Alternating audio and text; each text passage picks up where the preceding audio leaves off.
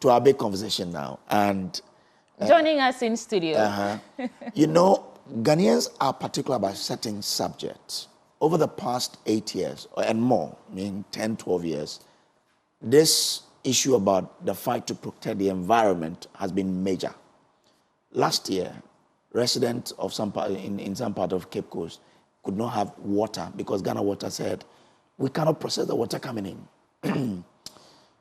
Bonsa had to close. Bonsa Waterworks in Takwa had to close down because they didn't have it. The river Bonsa was polluted heavily. So everybody is talking about how we can protect the environment. So really, if you look at the appointment, one of the outstanding ministries is the Ministry of Environment. And today we're lucky to have the minister here. We're going to talk to him about his vision for that ministry and what he intends to do in the fight against galamsey, especially. Honorable Murtala Mohammed. Comrade, okay. How are you, sir? I'm okay. Nice to have you in our studio. Nice to be here. First off, you've been to the ministry when you went there? No, I'm actually starting work today. Oh, okay. What I did was, I didn't want to go to the ministry when I was not properly the minister. Okay. I was nominated, but I had some engagement with the chief director and the directors, and subsequently I had some engagement with heads of various agencies under the ministry. And I remember the chief director wanted me to have, same engagement at the ministry, and I said no. So I had those engagements in Parliament. But we were sworn in on Friday, and I shall be starting my official duty this morning. Okay. It's great that you're starting your first day with us. Yes, I join you. So when I spoke with Kingsley, I said, hey, I have to start my official duties today. But I did also say that, okay, I would honor you that opportunity. I mean, it's important for Ghanaians to know what the vision of the appointing authority is. In this case, His Excellency President Mahama. Yeah. And what my vision may be, but my vision is subservient to the vision of His Excellency the President. Of course, whatever we all need to do together, including you, the media, to be able to achieve the vision and the policy agenda of His Excellency the President in the matter of environment. And it is true that it's a topical issue, and it's something that we all... Yeah, so let's start there. Let's start the ball rolling. I want to understand or hear from you your understanding of the scope of work of this ministry, because it's the Ministry of Environment, Science and Technology. Often people seem to leave out the part that there's science and technology integrated in there. What is your understanding of the scope of work that this ministry is supposed to be doing? First and foremost, it is, let me say good morning to your cherished viewers and of course and yourself, beautiful self, handsome self, and good morning to the good people of Tamale Central. First and foremost, it is one of the ministry, if not the only ministry, where you engage people who are experts and scientists.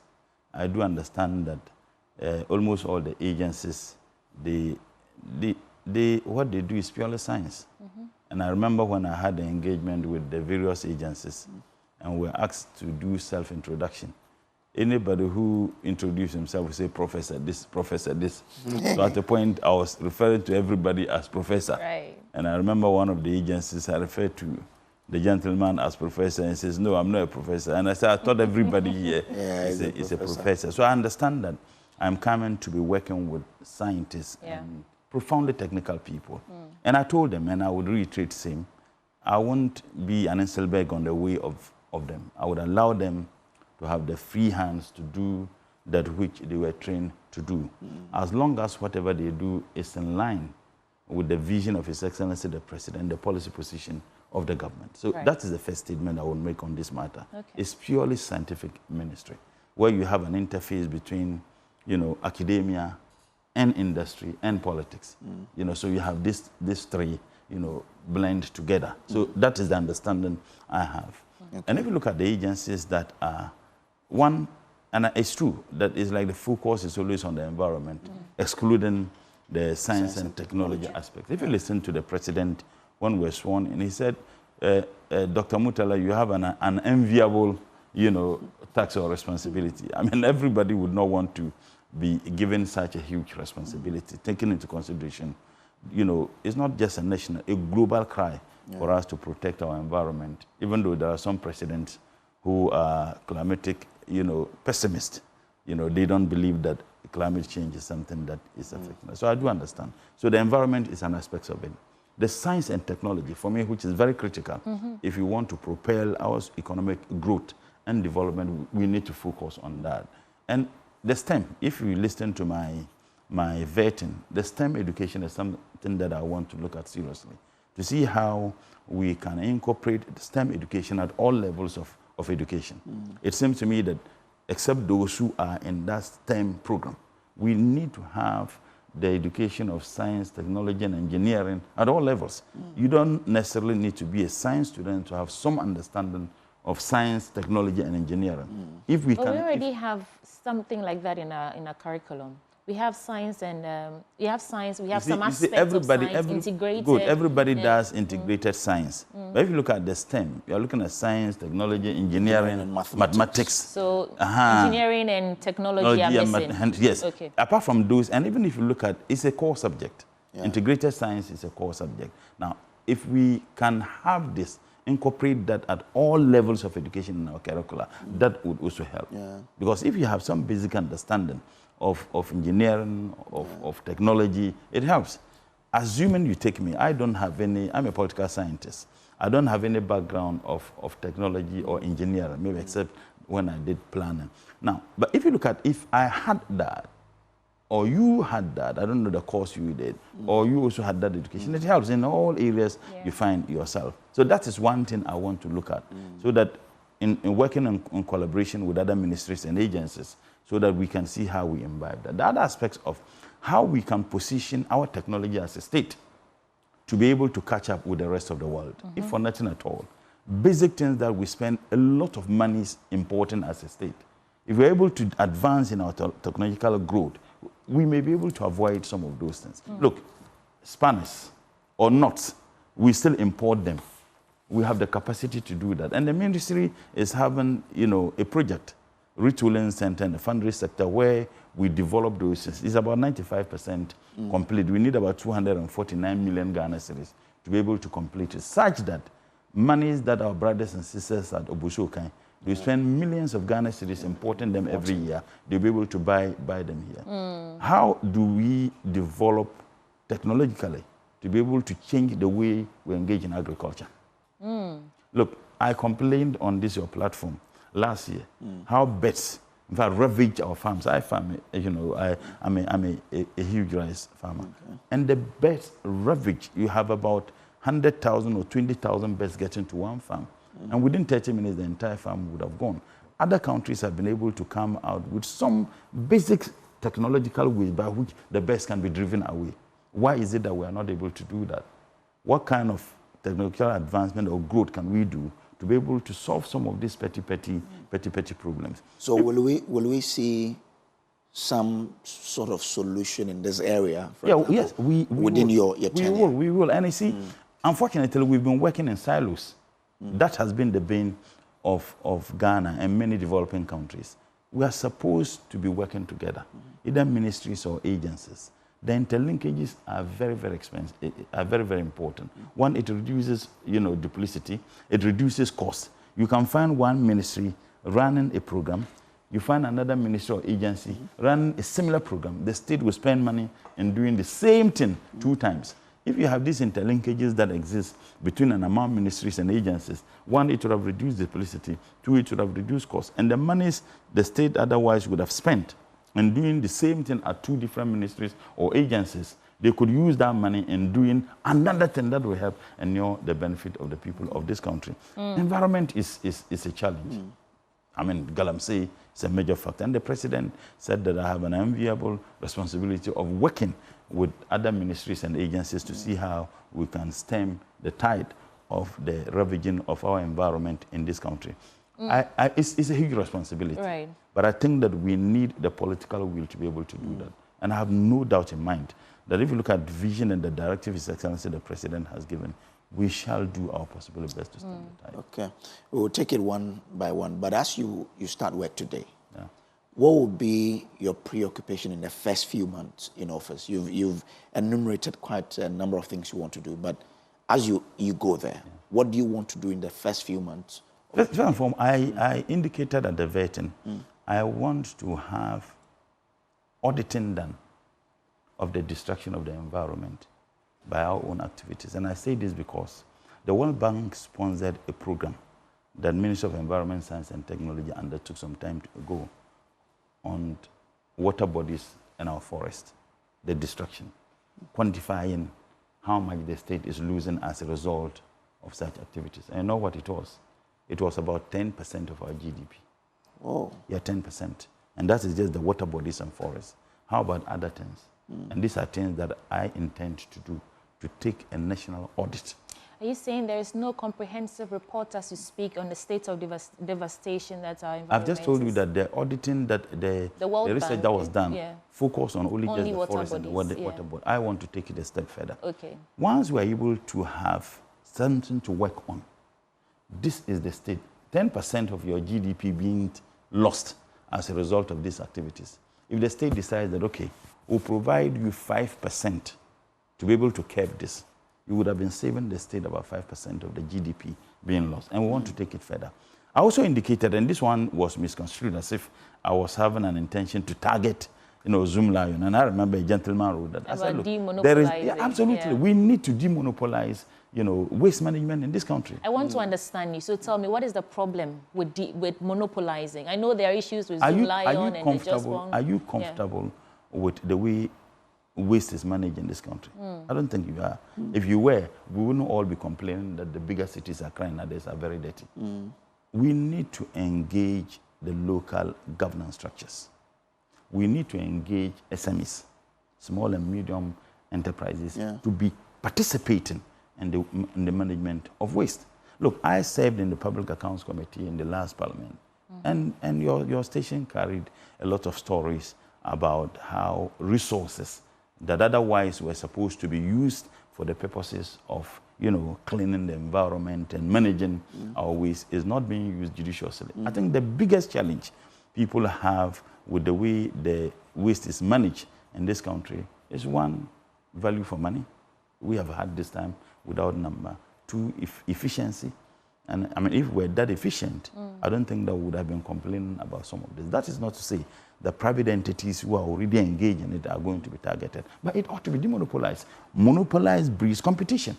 And once there is competition, efficiency and effectiveness comes to play. But when there is monopoly, absence, demonopolizing will breed competition. And once there is competition, there will be efficiency and effectiveness. But if you have an aspect where there is no any competition, it's just one entity that takes absolute responsibility, it's also a recipe for corruption. A recipe for corruption. And I'm saying that we all need to work together to demonopolize that, to engage the local governance structures so that they are active participants. Because you see, you go to assembly, the assembly thinks that, look, you already is Zoom Lion that is engaged in some of these things, where they have a basic and a patriotic responsibility to also participate in ensuring that the environment is clean. They won't, because that is not their responsibility. But if you engage them effectively, I think that some of these things will be solved. And that is why part of the things I intend to do within the first few months is to deepen the stakeholder consultation. Look, if you want to fight galamsey, you can't fight galamsey by just a government and saying that we want to fight galamsey. Galamsey is a multifaceted problem. Politicians are involved. Traditional leaders are involved. Civil society, some of them are involved. Ordinary citizens are involved. If you want to find a solution that is occasioned, either directly or indirectly, by several people, you need to engage all of them to be able to appreciate some of the challenges. Sensitization education is very important. I watched a video some time ago, and a gentleman went to cut down his cocoa trees. I think your station carried to sell that to a galamsey person because that he's been engaged in cocoa farming for several years and he couldn't do anything. The money they were paying. So there is lack of education there. Maybe he may not appreciate the dire consequences of that action to his livelihood, to his health, to the health of the people. He may not. So you need to have some education, some sensitization of some of these people. Once you do that, now alternative livelihoods. That's another matter. Because I have heard stories where the young men claim that Look, if they don't engage in galamsey, they have nothing to live on. What do we do as a state to provide alternative livelihood for these people so that they have something to do and there could no longer be any justification in destroying the environment? These are things that I want to preoccupy myself. We'll come to galamsey in a bit. I just want to probe further on this monopolization of waste management. Do you have the backing of the other stakeholders involved? Because I recall a story I saw on Facebook, Manasseh Azuri, about Linda Oklu, the Greater Accra Regional Minister, doing some work as it stands with Zoom Lion. No, but Manasseh was not being fair. Right. Oh, no, he wasn't. No, I just want to understand if you have. It's important. Manasseh was not being fair to the minister. As it stands now, government has a contract arrangement with Zoom Lion. Right. This contract was not entered by this government. It was entered before. The regional minister has a responsibility to work with any entity that has a contractual obligation to dispense certain or discharge certain responsibilities. So if he had an engagement with Zoom Lion, what's wrong with that? Okay. Look, in all the things I intend to do, we certainly would have to engage them. Yes. And that is why my statement was misconstrued, that I said I was going to target Zoom Lion. No, but I emphasize, we need to demonopolize it. It must not be handled by just one entity. The question is, how are the stakeholders receiving this message, this intent to demonopolize? The good thing is that I don't think that His Excellency the President would have problem with this. If the President would have problem with this, I think that maybe perhaps he would have told me. The President's desire is to ensure that we make our cities clean, and he has never made secret about it. The President's desire is to ensure that we ensure that we live in an environment that is acceptable and habitable just for humankind and other species. That is the desire. Okay. And I'm not just saying that I'm going to say, let's demonopolize. Agree. It involves a lot of agencies and a lot of ministries. That is why I said that what I intend to do as the Minister for Environment, Science and Technology, first and foremost, is how we can deepen, if you like, the collaboration with other ministries and agencies. But as I sat here, you realize I just picked a call before we started. It was the Minister for Lands, Big Man, who called me. Okay. Because there's a meeting we shall be having on some of this matter. So we have started that engagement. We have started that stakeholder engagement. And inshallah, we shall do something positive. Do you know when this contract with Zoom Lion, ends per se? I haven't taken the pains to look at the contract. The contract was not entered into between Zoom Lion and MESTI. Yes, MESTI, the Minister of Environment, Science and Technology. So I can't speak to something I do not know. But what I do know is that we would have to sit together with everybody and see how collectively we can all help to solve this problem. I am very convinced that Zoom Lion also means well for this country. I mean, contrary to the view that many people have. Without it, let's be very clear that what would have been the state of our environment. So if there are challenges, yes, we must raise those questions. We must ask those questions. We must demand, effectiveness and efficiency from such entities, not just in Zoom, any other private entity that is having some contractual obligation or engagement with government. We must demand that they do that which the contracts were entered into. So if Zoom Lion is not doing that, and if people think that there is no value for money, we need to engage them. We need to demand, but just to say that Zoom Lion should go, then what is the alternative? Okay. And that is why we need to do everything together with such entities. Okay. All right. You mentioned, I want to take us to galamsey, could you, except you want to stay on waste management for a bit? No. Okay. The point, he made a point that there are several other companies in the sector anyway. It's not only Zoom Lion which is in the sector, but I think your point is about the company which has a contract with the government for local assemblies is only Zoom Lion, right? Yes. That's what we don't know. Okay. So even those private entities, you can't just leave waste management to anybody can just get into it. There should be some regulation. Because you see, we've seen young boys who come to carry the waste, from people's homes, and they go and dump them anyhow. Are you getting? So there should be some regulation as to how they can even dispose them. In fact, if you listen to my vetting, I said that we are looking forward to having a waste segregation, either in our homes or in the cities, where you can have two distinct dustbins that are provided by the state, liquid waste and solid waste, so that people would know. And other countries have done that. They are not superhuman. it took education, it took sensitization for people to come to terms with the need for them to segregate their waste. So if others have been able to do that, I believe that we can also do that. Right. Tree planting, you know, there's Tree for Life, President Mahama, and then Blue Water initiative that President Mahama intends to do in our manifesto, where you have reclamation of our land, restoration of our water bodies, you know, and you can do so if you're able to fight some of these issues. I want to take it further. Tree for every child. Okay. You see, children are very competitive. If you have a program or a project where every school people, and I say PU people, every school people is asked to plant a tree and has the responsibility to nurture that tree, no child would want his tree to die. I mean, we've all been kids. Is it doable? It is. Other countries have done that. In fact, Ethiopia was able to plant about 1 billion trees. There are so many planting trees initiatives. And that is why we need to ask questions, how that monies were spent. We need to demand answers. So this, the Ministry of Lands, in fact, mind you, that project was not the Ministry of Lands project. It was Ministry of Environment. It was Ministry of Environment that started and the Ministry of Land took it. And then millions of Ghana cedis were spent. Do you have evidence of the trees that were planted? Oh, I've seen some. Where? Okay, so I mean, if you look at every tree came with a cost. Yeah. Every tree came with a cost. Isn't it strange that the Interministerial Committee to fight galamsey didn't have Minister of Environment representing?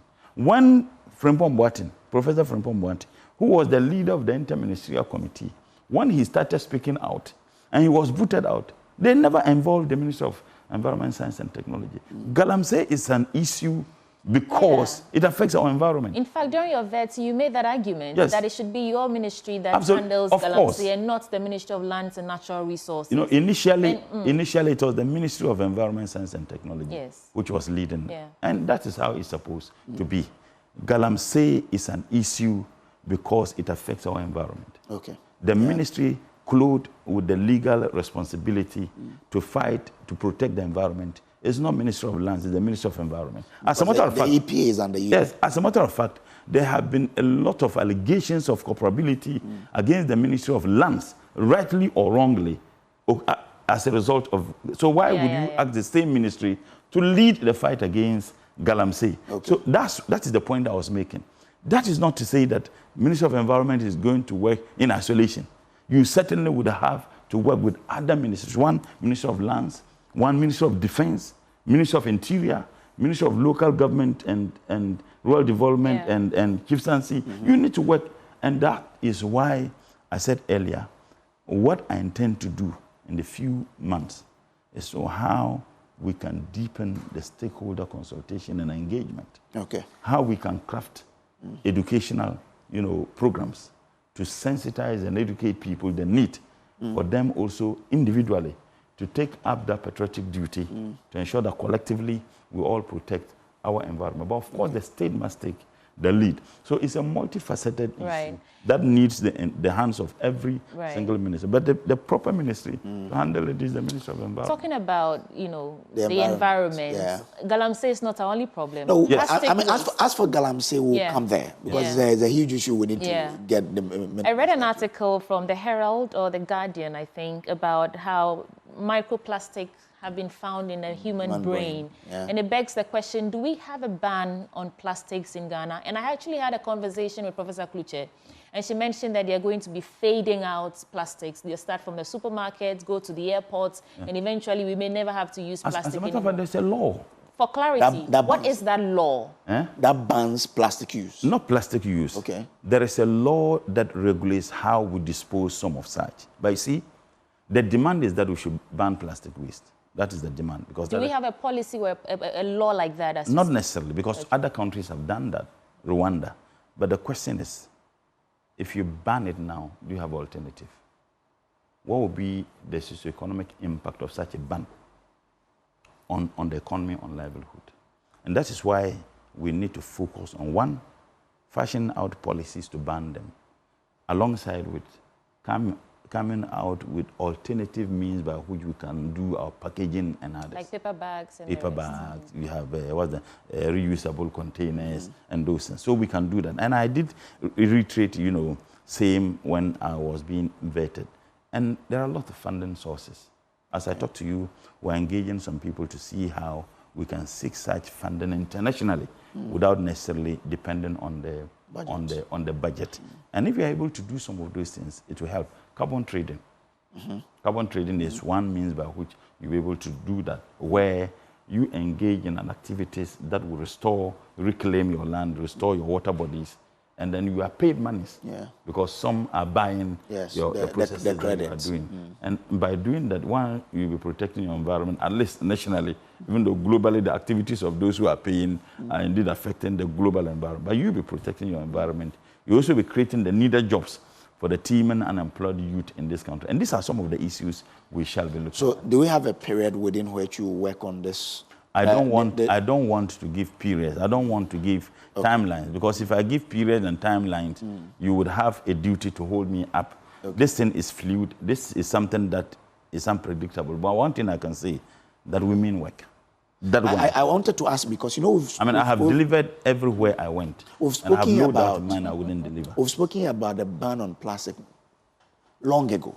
Yeah. I mean, it even goes beyond the actual government. When we were talking about ban on and we've still not been able to do it. That's why I wanted to ask whether or not we do have a certain time frame within which we want to see. No, if the process had begun, very well and effectively, that we need to do A, B, C, D, and within a year we should be able to do this. Within 2 years we should be able to do this.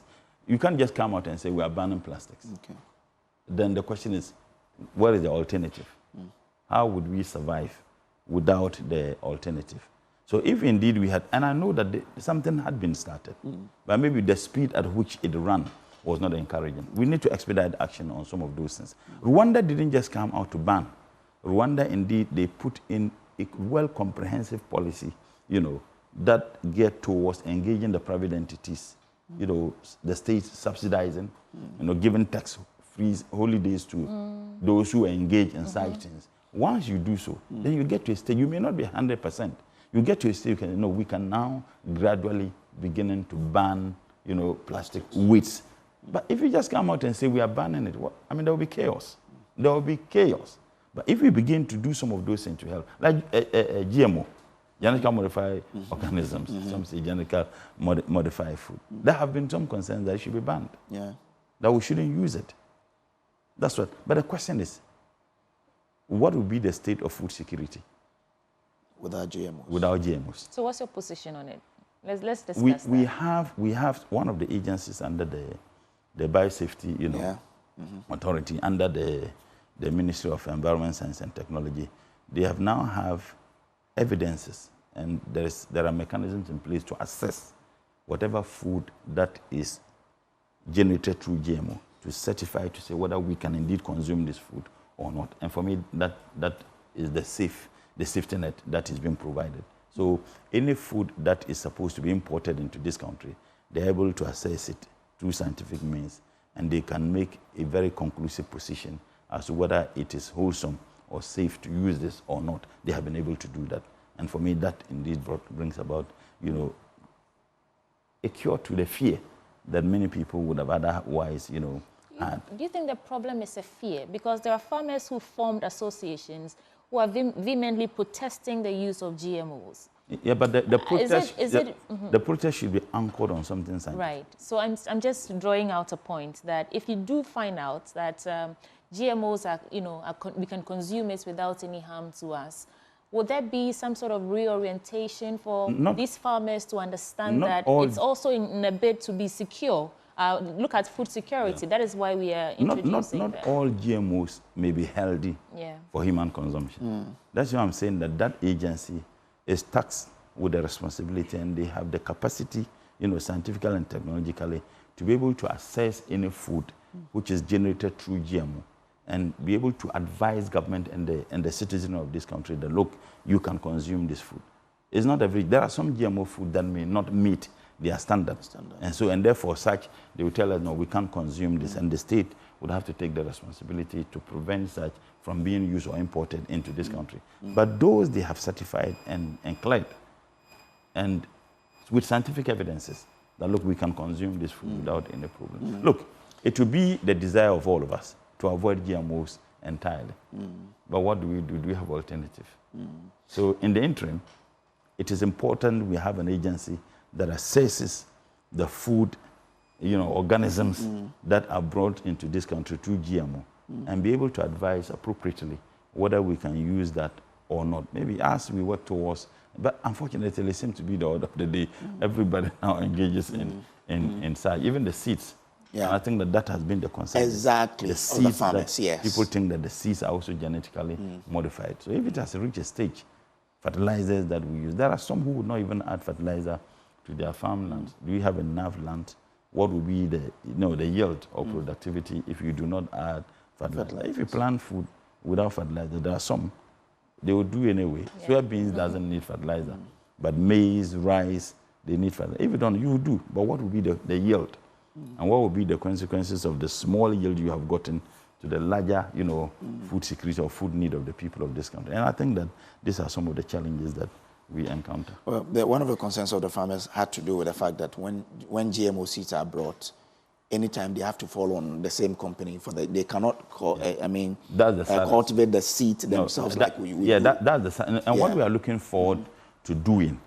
Of course, those companies they are private entities. They are into not to break even, but to make supernormal profit. Yes. There are means now with Ghana. We have started to see how we can generate our own seeds. Okay. Even if they are GMO, we can generate our own seeds for the purposes. I mean, this concern is a global concern. There have been a lot of global, organizations, civil society organizations globally that are making a stronger case against some of these companies who are generating some of these GMOs. Okay. And that you only need it. If you need it, you can only get it from them. Okay. And maybe we are also looking at ways by which we can come out with our own seeds. And that is why I indicated that the agencies under the ministry, we need to work in collaborative fashion. If you take, let's say, EPA. Yeah. EPA is better resource than if you like, MPRA. CSIR. Or the NRA, for example. NRA, for example. So when I engage them, I said, look, you all have the capacity to conduct researches. CSIR, their main responsibility is research. EPA also has the capacity to conduct researches. So what I demand, and I indicated, and this is what I insist that they all do, if EPA has a research to conduct, even though they have the capacity, they should give it to CSIR to conduct. I get what I'm saying? Okay. There you are looking at comparative cost advantage. So that the monies that would have been spent for the purposes of the research will be given to a lesser endowed agency in terms of financing to be able to conduct, so that they can also get some money to run certain activities. But when it has to do with, say, air pollution, yes, should that also be given to CSIR? CSIR has the capacity. Can do the research on air pollution. They can. Sometimes even in doing that, they can do it together. If you look at under the CSIR, you have Crop Research Institute, you have Soil Research Institute. Yes. We need to look at smart agriculture in terms of even the technology that we use for the purposes of agriculture activities. The seeds, the seedlings, that we're able to do researches to be able to generate, like the GMO I was talking about. If we be able to do that, and they have the capacity to do that. If we're able to come out with our own seeds or seedlings for the purposes of GMO products, so that we don't rely on others. And we're able to do this and do it very well. We've done some in the past. Yes. We did it. So how did we do the marketing? And that is why I think that the media has a huge role to play, or marketers have a huge role to play. Once you do that, if you're able to advance some serious sensitization education, you may get even market within the sub-region, where other countries will be willing to buy from you for the purposes of advancing their growth and agricultural activities. Okay. I think that's one thing I think we shouldn't mention air pollution just in passing, because I know that according to UNDP, Ghana has actually identified air pollution as a major health risk, and there are plans in place even to phase out cooking stoves, that, ones that are safe for us by 2030. Is this part of your priorities? And what is the strategy there to combat air pollution? So that every 2 months or so, we don't come back and record air pollution index, PM 2.5, something, something. Unfortunately, what's the strategy unfortunately, here? if you look at the EPA law, the new law that Parliament we passed in the last Parliament, it doesn't include air pollution. Wow. Yes, and that is one thing I'm looking forward to doing immediately. I've had some discussions with the chief director and the directors to see how we can imbibe that into that law so that we'll be able to have a regulation. So sort of amending it? Yes, yes. I mean, it wouldn't be much a difficulty. You know, you just have to do that through an ally. That is what we intend to do. It's a major thing. When we have disease outbreaks, I mean, you get them sometimes, our inability to manage, you know, the air that we breathe, the air that is in circulation. So when we have laws that are able to regulate how people, human activities, especially fumes pollute. from exhaust, the drivers who just pollute the air with there's no punitive action taken against them. That is why I think we would have to look at the EPA law once again and incorporate that. And that, in fact, we've identified that when I engaged the chief director and the director, this was an issue I raised, and saying that if you could do something about it. And you see, the science and technological aspect of the ministry, if we're able to invest so much, sometimes not necessarily getting the state to inject the money. There are a lot of funding sources, global funding sources, which I am looking at, so that we can get consultants to be able to access those monies for us to be able to do some of this thing. The carbon trading that I told you about is something that we can do, so that you have programs and projects that would, you know, reduce this emission, and then you are paid money for that. Yeah. But those big companies, they would still emit anyway, but they give you money. One thing you guys didn't ask, and I'm surprised, has to do with Donald Trump's position and with you know, as well as his position on plastics. It's like back to plastics. But we say no, he doesn't even we're going to work on it. He's a climate change pessimist. He doesn't believe that he's a businessman. He thinks that let's go business, after money. I agree. You see, it's a huge issue. A lot of our projects run by agencies in this country are funded or financed by the U.S. government. And for me, it's a worry. Now, America is the second largest emitter of carbon emissions. Yes, second largest, I think, apart from China and America. Now, if they withdraw, and if you know the COP, the last COP that they had, they pledged to provide a minimum of $300 billion for developing countries. And that could be used in other. And if you look at the $300 billion, America's contribution would have been huge. They are withdrawn from it. The question is, how does it affect our programs and projects towards trying to maintain our environment and then to reduce the carbon emission and those dangerous gaseous substances in our environment? But should we really be planning our development and how we tackle these issues from, you know, based on foreign aid? And so that now that they're, you know, deciding to withdraw, are we going to go cap in hand, begging other international bodies to help us fix our problems internally? It's a very intelligent question, and genuinely so, because you see, did we have a plan? So we didn't have a plan. Were we over-relying on some of this assistance? The political question one will also ask is that, no, it was not just a privilege. Maybe it was a right, in the sense that they emit more, and therefore, their activities are affecting us. So the attempt, and that's why they pledged $300 billion. It is not, you see, there's a sharp difference between a privilege and a right. If I get home, my wife, my children breakfast, lunch, supper, their school fees is a right. But if I decide to go and I buy chocolate, and I go and give it, it's not a right, it's a privilege. I just feel that I need to provide you with chocolate. Right. So the support that is given to us for the purposes of ensuring that we reduce the global emission, I don't see it to just be a privilege. Their activities are having direct effect on our survival. Yeah. That is what is happening. So, but if America decides that we don't, hey, you can't force them. But I believe that through diplomatic, channels, I know there have been some engagement. So even in the worst case scenario, if President Donald Trump in America says, look, we are not rescinding, on this decision, we need to find a way to ensure that some of this, support continues. whilst looking for our own means. Because if you have your mouth in someone's kitchen, if the person doesn't cook, I think you don't You eat. go hungry. Anyway, let's talk about something the government, the president said he would do. LI 2462. What's the status now? I don't want to speak to it because nothing has been done. Government intends to do that. Until government gets into it, I don't want to talk about it. But when are we going to see an action on it? Because it also affects your ministry. You see, with such, I told you I'm just starting work today. Yeah. It will involve the Minister of Justice and Attorney General, Minister of Lands, Minister of... But frankly speaking, if you ask me, and this one, I'm giving you my individual opinion on it, not as government, because the position of government would have to be directed by the presidency. You see, the absence of the LI, there wasn't any LI. So people were engaged in activities that were illegal in a way. But the moment that LI was made, it opened the Pandora box for more distraction. And clearly, if you want to avoid policy, it was done because of this, bauxite and other things. That's why they did it. And the consequences of it is huge.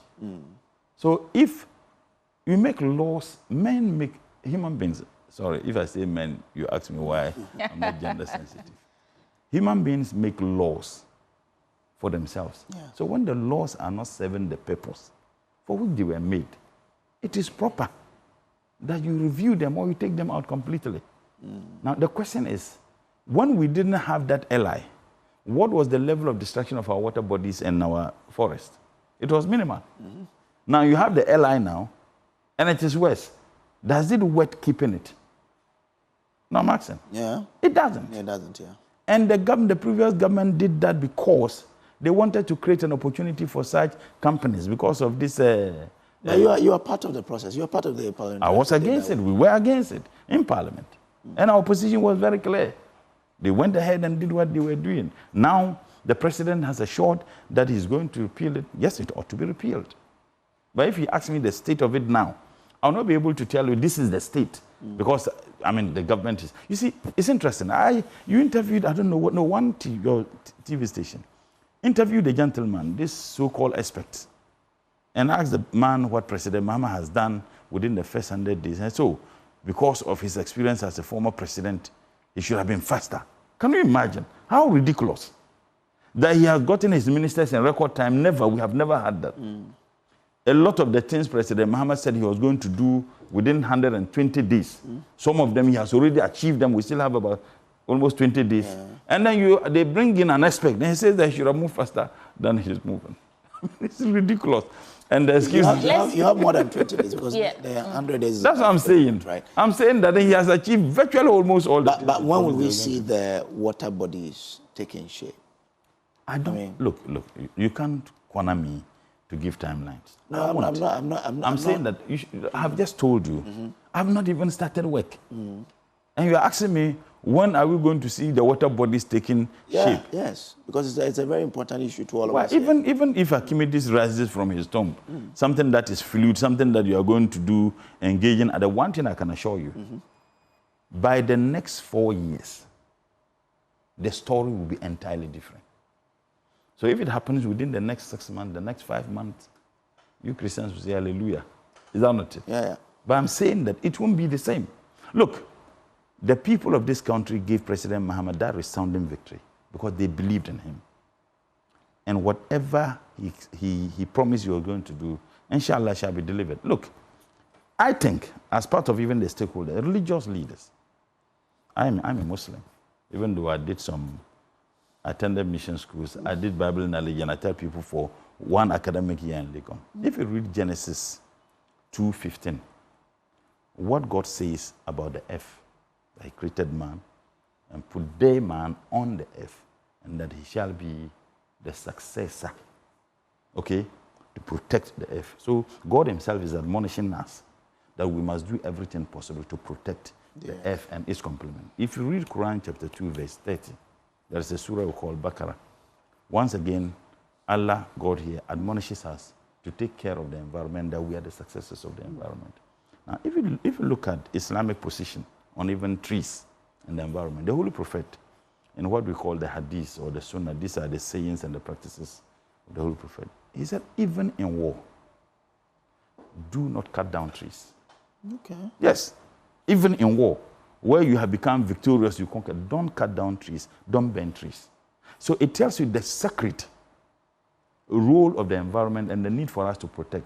Read the Torah of the Jews, the Zoroastrians, the Buddhists, and in fact, even in the African parlance, the saying that when the last tree is cut, the last man is what? Dies. Yeah. So there is that religious obligation. What role have our religious leaders been playing?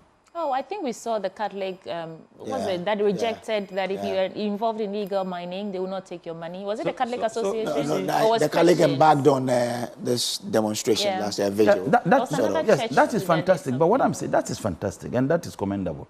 But I'm saying that on the pulpit, they should be preaching. You know, they should play a role. And you see, that role can only be played if they realize that government is interested in them playing that role. And that is why I said, as part of the stakeholder engagement, we shall engage all manner of people, traditional leaders, and even those who have been accused. Everybody. But let me be very clear. Anybody who engages in galamsey activities, you can be who? We will deal with you. That's the same thing Professor Kluche said to me. Oh no, it doesn't matter that one, who it you doesn't are. matter. And President Mahama we have his 100% endorsement. Whoever engages in it, whether you are a member of parliament, whether you are a minister, whether you are a former minister, former member of parliament, whether you belong to the NDC or MPP, anybody who engages in this. Because look, we can't continuously be charting the path that we have charted for so long. If you see the water bodies, sometimes I remember when we were in school, you can just get bread, fetch some, and then add on it. The former government says same. The former government says same. In fact, the former president put his presidency on the line. But without principles. If I were him, I would have resigned. He himself said that he was putting his presidency online. What do you mean by putting your presidency online? If you are not able to deliver, you resigned. He explained that he suffered a lot of vote loss in 2020. No, but that was completely debunked. It was bogus. He suffered a lot of defeat in Greater Accra. There isn't a single galamsey activity in Greater Accra. That story should be told to the Marines. And I don't know why he succeeded and they succeeded in hoodwinking you, the media, into believing that wax story. Because if you claim that you suffered electoral defeat because of the position you took, how about Greater Accra? Do you have a single galamsey? And they suffered the highest defeat for the first time in 2020 elections in Greater Accra.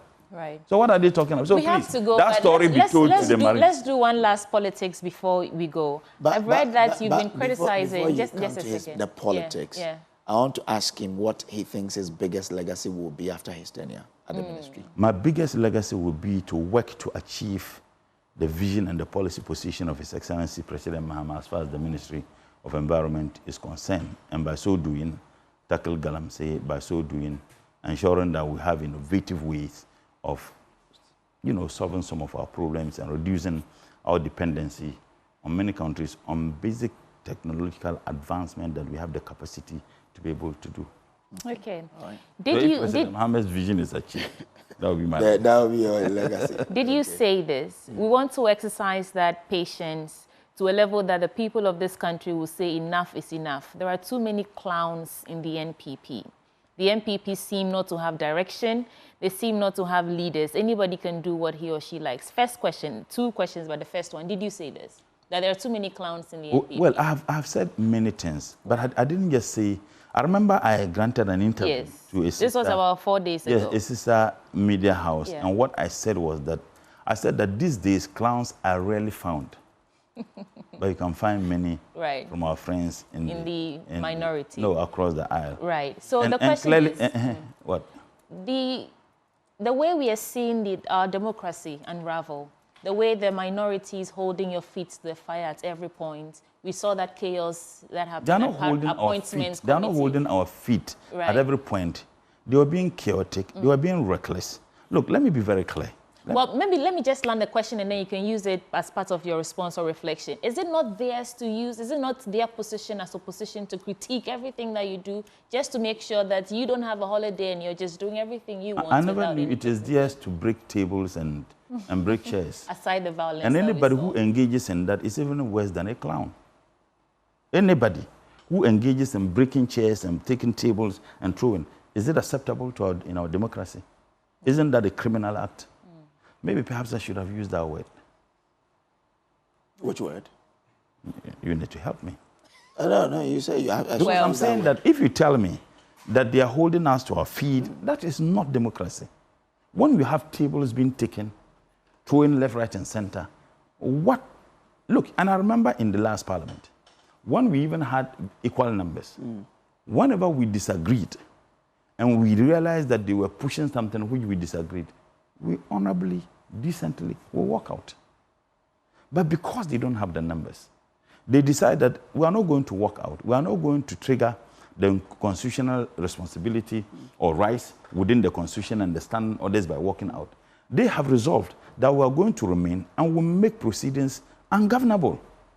So if you tell me someone who can just take tables and put them on leading members of the House, Mumbubu table, no, you think that is not clownish? So that's not just their work in opposition? But I'm asking you. I'm just saying, removing the violence, because it's not just NPP MPs who were involved. Please, Plus, please. it's not the first time we're seeing this. Please. During the conversation around e-levy, we saw some brouhaha in Parliament. No, e-levy. January 7th, election of the Speaker of Parliament. Yeah. We saw another brouhaha in Parliament. You see, that is the misconception that is going on. The Constitution of Ghana encourages us that you can even use violent means to defend this Constitution. Let me tell you the difference between what happened January 7th and today. We were defending the Constitution. Okay. The Constitution and the standing orders are all very clear. That in an election of a speaker, it must be done through a secret ballot. So anybody who is attempting to prevent that is attacking the Constitution. So whatever violent means anybody engaged in on that day, it is supported by the Constitution. Are you getting the point? Anytime. The Constitution says defend it at all costs, even if it means using violent means. They wanted to do that which was not in sync with the Constitution. Both the Constitution and the standing order says that you should do that through a secret ballot. And they said no. And we said we will not allow you to the extent they commandeered armed military men into the chamber. That was an attack on the Constitution, attack on the sanctity of our democracy. We were justified in taking any means to defend the Constitution. The Constitution expects us to do so. Now, the difference between that and what they did, which aspects of the Constitution says, Mumbubu table, no, which aspects of the Constitution says, take the tables and put on it. I mean, look, let's stop playing but I am saying that you can't compare the two. Okay. E-levy, on the issue of e-levy, we voted what the Constitution and the standing orders dictates. And they said, no, they must have their way. So don't compare what the NDC did with what they have done. Okay. Everything we did, and you can call any legal brain and ask him whether the Constitution permits us to use any means to defend this Constitution or democracy or not. Which aspect of the Constitution permits them to do what they do? All right, okay. You see, Honorable is a political animal. Comrade.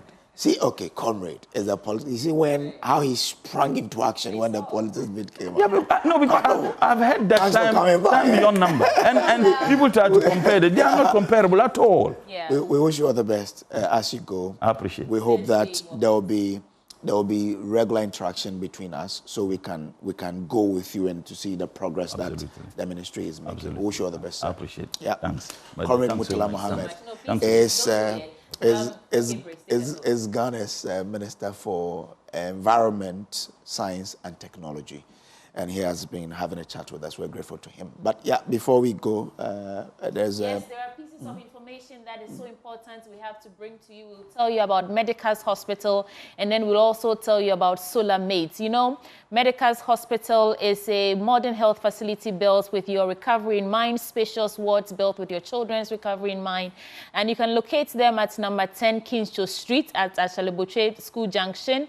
And when we return from the break, we'll tell you more. But stay, that's it for our big stories. There's so much more coming your way on the AM show.